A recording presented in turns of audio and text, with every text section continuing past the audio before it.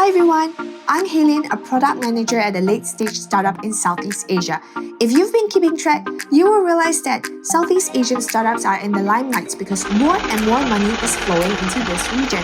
In 2021 alone, there has been a 70% year-on-year growth in investor funding for Southeast Asian startups, bringing the total valuation up to a whopping $14.2 billion USD, with an influx especially from American investors.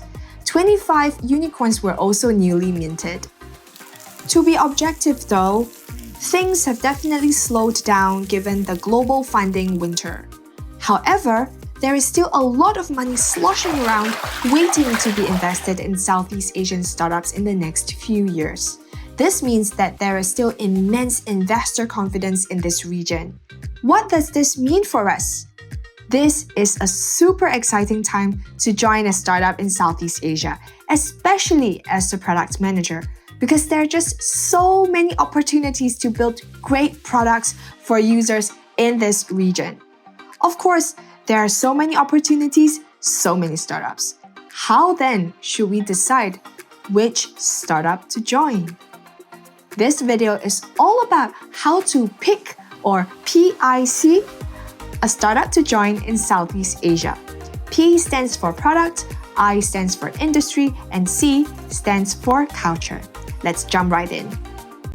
We are going to zoom in from big to small. First up, industry. Ask yourself this question. Which is the industry you think that will grow the most in the next few years? Remember, you want to be on a rocket ship, not a rocking ship. Think from two perspectives. Vertically and horizontally. Vertically, what is the sector and the users that this product is serving? Horizontally, what are the technologies that are used to build this product? You want to choose an industry with a vertical and horizontal that is ripe with opportunity. How do you do that? One way is to check the amount of money going into a certain industry. Investors put their money in these industries because they think that the market is big. They expect to make a lot of money after a few years of seeing this industry grow. Vertically, on sectors, logistics and transportation, e-commerce and fintech continues to be an area of interest in 2022. This makes sense because parts of Southeast Asia are still developing rapidly, with users still trying to get their basic needs met, such as getting from place to place on a car-sharing app, buying daily necessities, and using e-wallets to pay when they go out. Horizontally on technologies, you might have heard a lot of talk on artificial intelligence, machine learning, big data, virtual reality or augmented reality, and blockchain. They are important tools that these verticals can tap on to build their products. Of course, there's also cryptocurrencies, non-fungible tokens, and Web3 that have been all the rage. Though their use cases outside the financial world still need more time to be proved, many startups have already been making progress.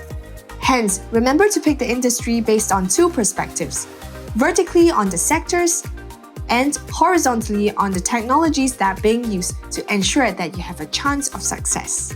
If you're finding this video useful so far, please remember to like, comment, and subscribe to my channel. I make videos on Southeast Asian startups and product manager life every single week. Tell me in the comments below, which startup in Southeast Asia do you think is worth joining? After we've chosen the industry, we want to narrow it down to the exact Southeast Asian startup that we want to join, or in this case, the company. Let's think about it in 4 ways: funding, culture, alumni network, and competitive advantage. Funding. While funding does not tell us whether or not the startup will succeed in the end, it is a good indicator of how much runway the startup has before it runs out of money. Of course, there are also bootstrapped startups that don't take venture capital money and focus on making profits from day one. If you join a well-funded startup, you may have access to additional benefits like swanky offices and nice pantries, and maybe even a higher salary because the startup has money to burn. At the end of the day, it really depends on how these startups allocate their funds.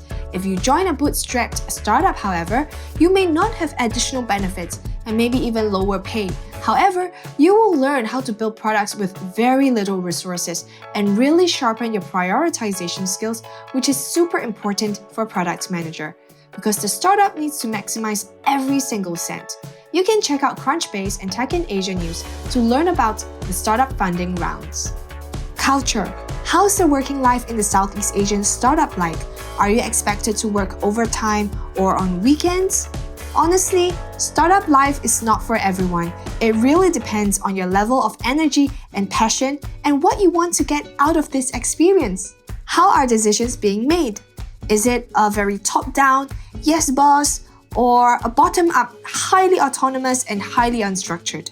In my experience, I think balance is the best when the leadership has a very clear direction of where they want to go and what they want to achieve at the end of every year and every quarter, as well as give the employees autonomy in building what they want to build and trying new things in their experimentation. How are your co-workers? A good indicator is to do some research on your hiring manager and the team that you will be working with. What are their backgrounds and do they seem like people whom you can work well with? Glassdoor and Reddit are good places to find out what employees really think. Alumni Network. Where do ex-employees go after their stint in this Southeast Asian startup? One way is go on LinkedIn. I'm going to show you right now. Search for the company that you're interested in. Go to People. Under All Filters, select the company under Past Company. Also include the title of the role that you're interested in. Check out anyone's profile to see where they are now. Do you think this is where you foresee yourself to be in a few years? If so, this means that your experience working in this company will be very valuable, whether you're hired by another company or maybe start your own business. Checking where the alumni are up to is a great way to decide whether or not you want to join this startup. Competitive advantage or moat. What is something that this company does exceptionally well that other competitors cannot copy? You need to do some homework for this and check out what other companies are doing. If you realize that everyone is doing almost the same thing, for example, a trading platform for people to trade stocks and options, what is something that sets this company apart from the rest? If you really cannot find something that is special about this company, then it might be a red flag. Of course, all of these are desktop research. Nothing beats if you really reach out to somebody who's working in the company or an alumni of this company to ask for a coffee chat and find out their experience at this startup. Hence, when thinking about joining a company, you need to think about 4 different aspects: funding, culture, alumni, and competitive advantage. If you're still clueless, LinkedIn recently released a list of top startups to join in Southeast Asia and Asia Pacific. So I'm going to leave the links down in my description box below so you can check it out if you're interested. P for product. What product will you be working on? Read the job description very carefully. By very carefully, I mean that you need to know if your product is a 0 to 1 product, a growth product, platform product, or innovation product. If you have no idea what I'm talking about, do check out my previous video on the easiest product manager types to transition into as a generalist. In addition, what are some of the key metrics of this product? Do you remember the AARRR metrics that we talked about in Shannon's resume? If you haven't checked out, do check out my previous video where I reviewed my friend's resume. We talked about our AARRR metrics, which are activation, acquisition, retention, referral, and revenue. This will tell us what impact we will drive for the company. As a product manager, I like to have a clear sense of how much my product can contribute and what I can do to move the needle in my role. After thinking about the product type and its metrics, is this something that you're interested in? What about your own skills? Do you think you can learn quickly on the job with the existing knowledge that you have? What is something that you can bring to the table that others can't?